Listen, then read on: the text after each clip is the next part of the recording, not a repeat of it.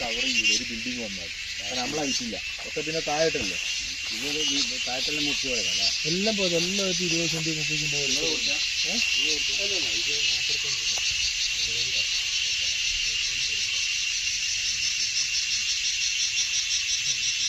ഭയങ്കര പിടിച്ച ഇത് നാസർക്കാന്റെ വയറ്റിനടുത്ത് വിചാരിച്ചതാ നാസർക്ക് എന്താ കഴിക്കില്ല ജോലിയും കൂടി വീണിട്ട് നാശത്തിന് 4-5 ഏക്കർ വരും ഒരിടത്ത് ഇടിച്ചിട്ട് ഇവർ ചെറിയ അഡ്വാൻസ് കൊടുത്തു അഡ്വാൻസ് എടുത്ത് ഇവർ മുറി തുടങ്ങി തുടങ്ങിയിട്ട് ഇവർ ഒരു 10 സ്ഥലം വിറ്റു ആ വിറ്റ സ്ഥലത്തിൻ്റെ പൈസ ആ കൈ കൊടുത്തു അഡ്വാൻസ് ഒന്നുമില്ല അത് വിറ്റിട്ട് ലാഭമൊക്കെ വിളിച്ചു ഇവർക്ക് ഒരു 2 ഏക്കർ കൊണ്ട് വെയിറ്റ് ചെയ്യാനുണ്ട് 2 ഏക്കറിൻ്റെ പൈസ ഒന്നും ആർക്കില്ല